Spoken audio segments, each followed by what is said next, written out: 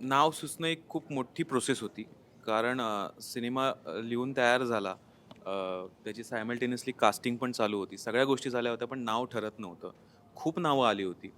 म्हणजे अ, अ, विषयाच म्हणजे गोष्टीचाच भाग असा होता, की एका गावावर संकट येतं आणि ते गाव तोंड देतं आणि ती एक एक गोष्ट एक एक कमालीची असामान्य गोष्ट घडते त्या गावात आणि त्याचेच पडसाद उमटतात आणि तुम्ही थिएटरमधून बाहेर पडताना सुद्धा ते अनुभवाल. सो नाव खूप खूप म्हणजे कॉमन न ठेवता काहीतरी युनिक हवं होतं आणि त्यासाठी माझा अट्टास पण होता. झी स्टुडिओचे business head Bhavesh Janwalekar, Bhavesh sir आमचे, ज्यांनी ह्या सिनेमाची दिग्दर्शन तू करायचे हे ठरवलं. त्यांनी हे नाव सुचवलंय आणि म्हणजे खूपच असं मंजुळा ठरलं होतं अगोदर कॅरेक्टरचं नाव. मग त्या मंजुळाच्या अवतीभोवती घडत होतं आणि ते अचानक एक दिवशी बोलून गेले, की "अरे तुंबाडची मंजुळा करूया." कारण एका गावावरून संकट आलंय. ते कुठून आलंय? तर तुंबाडमधून. सो तसं ते नाव सुचवलंय त्यांनी आणि ते खूपच अशी कमाल नाव सुचवत असतात. आता थांबायचं नाही सुद्धा त्यांनीच नाव सुचवलं होतं सिनेमाचं. सो त्यांच्याकडे तरी एक एक नावाचं एक मोठी एक लिस्ट आहे. ती अशी हळूच काढत असतात आणि त्यामुळे हे युनिक नाव या सिनेमाला आलंय तुंबाडची मंजुळा. आणि ह्याचं शूटिंग मी जो अनुभव घेतला, मी कोकणातला आहे आणि मी माझ्या पी-ओ-व्हीने कोकण पाहिलंय. तो कोकण मला जगासमोर किंवा महाराष्ट्रासमोर मांडायचा होता आणि तो खूप सुंदर आहे कोकण. त्यामुळे माझ्या गावातच कुडाळमध्ये हे शूटिंग झालं आणि त्या सिनेमाची, त्या कथेची गरजसुद्धा कोकण होते. सो त्यामुळे हे कुडाळमध्ये शूट झालंय आता. ओके. माझा प्रश्न सहीसाठी होता. चित्रपटात टीझरमधून अगदी पोस्टरमधून सुद्धा तुझ्या व्यक्तिरेखाचा एवढा उलगडा होत नाही आहे. ते फार राखून ठेवले. ते त्यासाठी टीमचं यश आहे, की जी आम्हाला सगळ्यांना उत्सुकता आहे, की तुझी व्यक्तिरेखा कशी असणार आहे. तर त्याविषयी काय सांगशील? तुझा या सगळ्यांसोबतचा अनुभव कसा होता काम करतानाचा? आउटस्टँडिंग अनुभव होता. तुम्ही आता बघतच असाल, की आम्हाला प्रत्येक वेळेला कोणाला तरी थांबावं म्हणजे कंट्रोल करायला लागतं. तर आमची एकदा भट्टी सुरू झाली, की ती थांबणं मुश्किल आहे. फॅन्टॅस्टिक अनुभव होता. अ, छान वाटतंय मला, की गुलदस्त्यात ठेवलंय माझं पात्र. कारण त्या पात्राचं तसं काहीतरी महत्त्व आहे म्हणूनच ते गुलदस्त्यात आहे आणि 5 जूनला तुम्हाला त्याची उकल होईलच. पण हे एवढं नक्की आवर्जून सांगेन, की तुम्ही मला अशा रूपात आधी कधी नाही पाहिलंय आणि मीही अशा प्रकारचं पात्र याच्या आधी साकारलं नाहीये. त्यामुळे मीही तेवढीच एक्साइटेड आणि नर्व्हस आहे, की 5 तारखेला ऑडियन्स कसं रिसीव्ह करणार आहे सिनेमा आणि माझं पात्रही. पुढचा प्रश्न सर्वांसाठी होता, की अलीकडे कोकणात बरेच सिनेमे शूट होत आहेत. दशावतार झाला किंवा अलीकडे बाप्या सिनेमा रिलीज झाला आहे, तो पण कोकणात शूट झाला आहे. तर कोकणात शूटिंग करण्याचे फायदे तुम्हाला काय वाटतात? आणि तो एक वेगळा अनुभव कसा असतो सगळ्यांसाठी? एक मिनिट सगळ्यात आधी जिचा फायदा झाला तिला देऊया. मला खूप अभिमान वाटतो की सांग आधी तू कुठली आहेस ते सांग मला. नमस्कार, माझं नाव प्रियल. मी कोकणातली आहे आणि मला फार अभिमान वाटतो की एवढे चांगले सिनेमे कोकणामध्ये घडत आहेत आणि एवढे मोठे मोठे दिग्गज कलाकार येत आहेत, एकत्र सगळे काम करतोय. अ, कितवा सिनेमा आहे तुझा हा? हा माझा तिसरा सिनेमा आहे. पहिला कुठला होता? काकण. हे कोकणातच झालं कुडाळमध्ये. येस. पुढचा पण सिनेमा सांगू का? हा सांग ना. राजा शिवाजी आणि तिसरा तुंबाडची मंजुळा आणि त्याचं एक वैशिष्ट्य आहे, तिन्ही सिनेमामध्ये जितेंद्र जोशी आहेत माझ्यासोबत.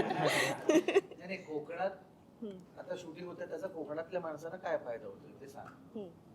कोकणातल्या लोकांमध्ये खूप टॅलेंट आहे. खूप भरभरून कला आहेत त्यांच्याकडे. पण त्याचं माध्यम कुठे शोधायचं? स्वतःला कुठे एक्सप्लोर करायचं? तर हे कुठे त्यांना या प्रश्नात होते. पण असे चांगले सिनेमे जेव्हा कोकणामध्ये येतात, तेव्हा त्यांना चांगलं एक माध्यम मिळतं. आपली कला त्यांना दाखवायचा एक माध्यम मिळतं. तर आय थिंक ती एक गोष्ट चांगली आहे आणि खूप, खूप, खूप जास्त टॅलेंट आहे आणि हे दिसून येतंय चित्रपटामध्ये. उत्तम निसर्ग, उत्तम माणसं आणि उत्तम जेवण म्हणजे जगण्यासाठी मूलभूत अशा तिन्हीही गोष्टी कोकणात असतात. त्यामुळे कोकणात शूटिंग करायचा अनुभव कसा असतो ह्याच्यावरून तुम्हाला कळलंच असेल. जोरदार माणसं आहेत. हा कोकण विषयी बोला. कोकण म्हणजे आयुष्य एवढंच सांगतो मी. क्या बात. त्यामुळे जो कोकण आहे त्यामुळे त्यात आयुष्य आलंच सगळं सगळंच आलं त्याच्यामध्ये. कला भरून भरून आहे आणि त्यामुळे धमाल आहे कोकणात. नाही मला असं वाटतं ते जे आर्टिस्ट आहेत ना ते इतकी वर्ष आपली कला वेगवेगळ्या पद्धतीनं, म्हणजे आपण म्हणतो ना, शहरातल्या माणसाकडे मक्ता असतो तो व्यवसायास, तो व्यवसाय करतो. व्यवसायसुद्धा महत्त्वाचा असतो, कारण व्यवसायानं सर्व दूर पोचता येतं. पण जी माणसं जपून ठेवतात ना, आजही आपल्या सारवलेल्या जमिनीत, आजही आपल्या गाईगुऱ्यांच्या गोठ्यांमध्ये जपून ठेवतात ना, आजही आपल्या दशावतारामध्ये, आजही आपल्या नमनामध्ये, आजही गाराणं घालताना ते फक्त कोकणाचं नाही, अख्ख्या महाराष्ट्राचं गाराणं घालतात.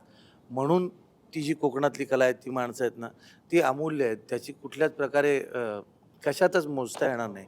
तर कोकणातले कलाकार आमचे नाही, खरं तर कोकणात शूटिंग करण्यात मजाच आली. आता शहरी भागात राहणाऱ्या मुलांना एकत्र कुटुंब पद्धती म्हणजे काय विचारलं तर ते म्हणतात आई आणि वडील जिथे एकत्र राहतात त्याला एकत्र कुटुंब पद्धती म्हणतात. अशी काही आणि म्हणजे दूध कोण देतं, गाय देते हे बऱ्याच पोरांना माहिती नाही. त्यांना वाटतं दूधवाला येऊन दूध देतो. किंवा शेती करायची तर बाल्कनीत जे 4 झाडं लावली तीच म्हणजे आमची शेती. त्याच्यावर मग अभिमानाने सांगतात हे बघा इथं आम्ही हे लावलं आहे, इथं मिरच्या लावल्या, इथं वांगी लावली आहे. पण जे मातीत ते उगवेल की नाही माहीत नाही, ते जुगार खेळणारे जे शेतकरी असतात की काय होईल, पाऊस येईल की नाही माहीत नाही, तरी पण आपल्याकडचं असलेलं नसलेलं मातीत घालून टाकतात आणि जेव्हा उगवेल तेव्हा उगवेल हा विचार करतात. तो गावातला माणूस असतो. हेच गावातलं वातावरण किंवा हेच गावातली वृत्ती या सिनेमातून तुम्हाला दिसेल. आणि कोकणात जरी शूटिंग असलं तरी अवघ्या महाराष्ट्रातले कलाकार या सिनेमात आहेत. मकरंद सर आणि मी मराठवाड्यातून येतो, जळगावचा कलाकार आहे, अगदी विदर्भातला कलाकार आहे. अथर्व रुकेसारखा एक जरी तो रील स्टार असला, इन्फ्लुएन्सर असला तरीसुद्धा त्यांनी प्रॉपर ऑडिशन दिलं आहे, त्यांनी ते ट्रेनिंग घेतली आहे, वर्कशॉप केलं आहे. त्यामुळे असं नाही की कोणाचं तरी नाव आहे म्हणून त्याला घेतलं आहे. प्रत्येकाला रोलला अनुसरून प्रत्येकाला घेतलं आहे. आणि कोकणात जरी शूटिंग असली तरी फक्त कोकणातली गोष्ट नाही, ही तुमची आमची गोष्ट आहे, प्रत्येक गावातली गोष्ट आहे, प्रत्येक खेड्यातली गोष्ट आहे आणि ही महाराष्ट्रातल्या प्रत्येकाला रिलेट होणारी गोष्ट आहे. कोकणातली आणखीन एक गोष्ट मला फार महत्त्वाची वाटते, जी मला असं जाणवली विशेष, ती म्हणजे घरं कोकणातली. ती फारच सुंदर आहेत. इतकी जुनी जुनी घरं आहेत ना, म्हणजे विश्वास बसत नाही आपल्याला. म्हणजे एक मला जी तू सांगत होता मध्ये की एकांना विचारलं इतकं सुंदर घर आहे तुम्ही कधी बांधलंय, तर त्यांना माहितीच नव्हतं, त्यांच्या आजोबांनाही माहिती नव्हतं इतकं ते जुनं घर होतं. आणि फार म्हणजे काय क्वालिटी असेल त्या कन्स्ट्रक्शनची. ती घरं अशी नवीन असल्यासारखी वाटतात, तर ऐसपैस असतात आणि ती खरोखरी जुनी असतात. लाकूड चांगलं वापरलेलं असतं, दगड तिथला वापरलेला असतो. तर अशा सगळ्या म्हणजे घरं तिथली म्हणजे आपल्याकडे ते स्क्वेअर फुटाचा हिशोब असतो ना, ते ते तशा नसतात बांधलेली. ती ऐसपैस तब्येतीत बांधलेली घरं असतात जुनी. तर ते मला खूपच इंटरेस्टिंग वाटलं बघायला.